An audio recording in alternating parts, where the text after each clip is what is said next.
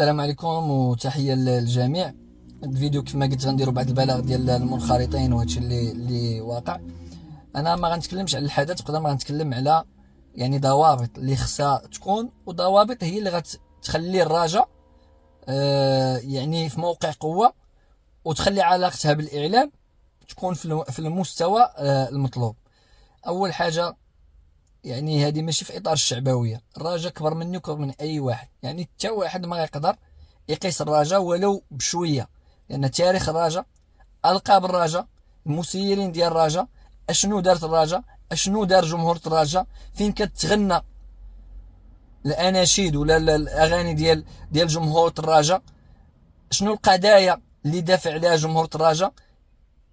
كل شيء هادشي ما يخلي حتى شي واحد يقدر يقيس ولو شويه من فريق الرجاء الرياضي بتاريخه بالقابه بكل شيء. حنا عارفين المستوى فين واصل فريق الرجاء الرياضي. ممكن كتكون فترات ديال المشاكل الداخليه كذا، ولكن كيبقى الرجاء كفريق ككيان مؤسسه كبيره، وحتى واحد ما غيقدر ينال منها ولو شويه. كنناقشوا كنتقدوا كنديروا هذا في اطار العمل ديالنا، ولكن الرجاء كمؤسسه غتبقى كبيره بالاسماء اللي دوزات، بالاسماء باللاعبين اللي عطات، بالالقاب اللي جابت من قلب تونس ومن غير من غيره من الدول. وشنو دار الرجاء كفريق، شنو دار جمهور الرجاء، حتى واحد ما يقدر يقيس. باش نفهموا هذه المساله وتكون هذه زعما باش ما نبقاوش، لان كاين الجمهور باغي يدافع على فرقته في اطار يعني الغيره على الفريق، ولكن كينسى بان كاين جهه اخرى اللي هما الصحفيين هما كيديروا العمل ديالهم اللي خصو يدار. غا متفقين معاهم ما متفقينش معاهم، هذاك عمل صحفي بسوء نيه بحسن نيه كيدار. هذه المساله الاولى. المساله الثانيه وتكلمت عليها 17000 مره، لا يعقل ان الرجل حتى الساعه ما عندهاش ناطق رسمي، لان التواصل ماشي هو ان ندير ندو. هذاك اللي دار جواد زيات مزيانه ومهمه، ولكن تكلم فيها على واحد مرحله. مي كاين الاني اللي هو اليومي، راه مؤسسه بحال الرجاء ولا فريق بحال الرجاء ولا الوداد ولا الجيش ولا الانديه الكبار، راه عندهم داكشي لحظي اني. يعني كيجي خبر صحيح ما صحيحش خصني نتاكد منه. شكون اللي غياكد لي المعلومه؟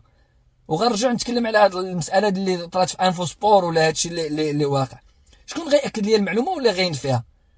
هو ناطق رسمي، هو الجهه الرسميه. راه ما يمكنش تكون عندي خبر ومني نكتبو تقول لا هذاك خبر خاطئ، ومني كنتصل بك ما كتجاوبش. فانا كنلوم على المكتب المسير الحالي هذه المساله بالضبط. التواصل ماشي هو انا غندير يعني ندوه صحفيه مرحليه، هذيك مهمه باش ان المكتب كيبرز العمل اللي دار طير 3 شهور 4 شهور، كنختلفوش فيها.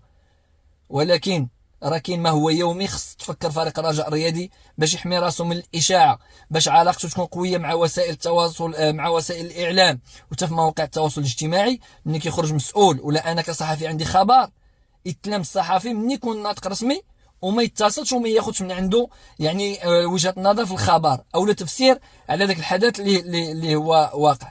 المساله الثالثه هو البلاغ ديال المنخرطين. منخرطين كمؤسسه برافو انهم يدافعوا على الفريق ديالهم، ومن الدور ديالهم انهم يتصدوا الى حسوا ان كاين شي حاجه اللي كتقيس الفريق او اللي كتشوش على الفريق. لان كاين جهات اخرى من غير يعني الرجاء، كاين جهات اخرى اللي ممكن عندها غرض انها تشوش، انها تثير الاشاعه، انها دير بزاف ديال الحوايج. ولكن ما نساوش، ودي حقيقه تكلمت عليها مره وجوج حتى هي، وان كيما خص نهضروا على اعداء، الا بغينا نسميو بين قوسين واخا ما كنحبش هذه المساله يعني الخارج، خصنا نشوفوا اعداء الداخل. لانه لا يعقل مكتب خدام وحدين كيريبوا فيه، ومن يخرجوا هاد اللي في المكتب ويجيو وحدين اخرين هادو يبداو يريبوا. وهذه هي الافه والطامه الكبيره اللي كاينه في الرجاء. لان هذا الشيء اللي واقع مثلا في مجموعه ديال الصفحات راه ماشي بارئ، راه بعض، انا ما كنقولش كلشي، بعض الصحفيين وبعض الصفحات راه موراهم ناس رجاويين. وانا كنعرف شنو كنقول ومتبع الكواليس شنو كيوقع فيها، وعارف بان وتا الناس اللي لداخل عارفين شكون هما الجهه ولا شكون هما الناس الان اللي هما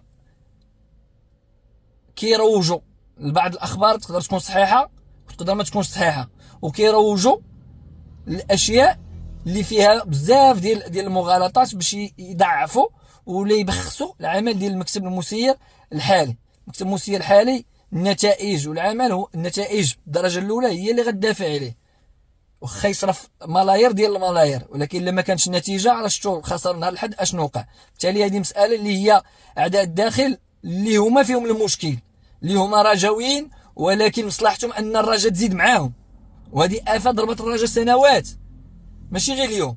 نكون انا وي هضر عليا مزيان وشكرني واخا ندير الزبيل وانا تكون معايا الرجا والنتائج وشكرني الجمهور، ما نكونش انا عليا وعلى اعدائي. وهذه كاينه في الرجا.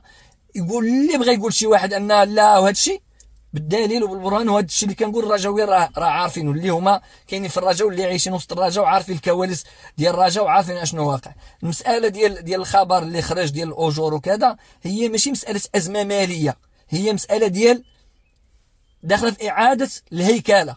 الناس كانوا في الجمعيه دازوا للشركه ديال فريق الرجاء الرياضي. الوقت اللي كانوا في الجمعيه الشركه قال بان خصهم يتخلصوا من عند الرجاء لانه كانوا في الجمعيه. الرجاء كجمعيه كتقول بان لا دازوا عند الشركه، يعني مساله بنيوي داخله في اطار التغيير اللي كيعرفوا فريق الرجاء الرياضي على المستوى الاداري، على مستوى الهيكله. اما ماشي ازمه ماليه. راه كاينين فراقي دابا اللي باقي لحد الساعه ما مخلصيش الاجور، وفراقي كبار وباقي معطلين الاجور ديال اللاعبين ديالهم. هذا كتقول وما عندهم لا شركه لا والو، هذا كتقول ازمه ماليه. الناس ما عندهمش باش يخلصوا، ما عندهمش الفلوس باش يخلصوا. اما الرجاء كانت مساله بنيويه، هيكله اداريه. هاد الناس كانوا هنا دازوا هنا، كيفاش غنتعاملوا معاهم، كيفاش غنعطيهم الاجور ديالهم. واخا انا ما متفقش بان الاجور تعطل، لان انت عندك مشكل بين الجمعيه ولا كاين زعما كتشوفوا كيفاش غديروا داك الشيء، خص الاجور تصرف. رزق الناس خصو يتعطى في الوقت. العواشر هادي ولا ماشي العواشر، مهم كيأدي واحد العمل نهار 30 نهار 1 نهار 2 نهار 3 كاع يلقى الاجور ديالو.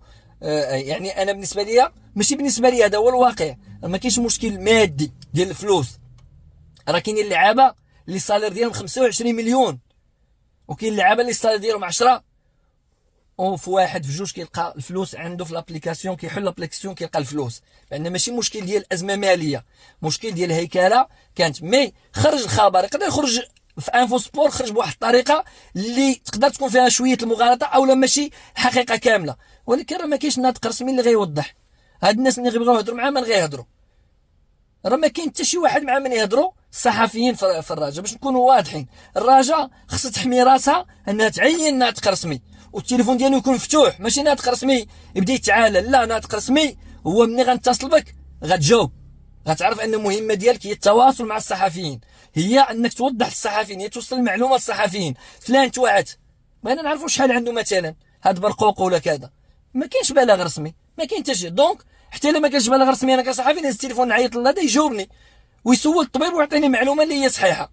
هكا خص تعامل الرجاء. فكنظن بان هاد الازمه اللي واقعه وكذا كان الحل ديالها بسيط، يكون تواصل في المستوى بين الاعلام وبين الرجاء وغيتحل. اما نقولوا راه غادي الرجاء تقاس، راه ما عمرها غادي تقاس. وتحيه للجميع.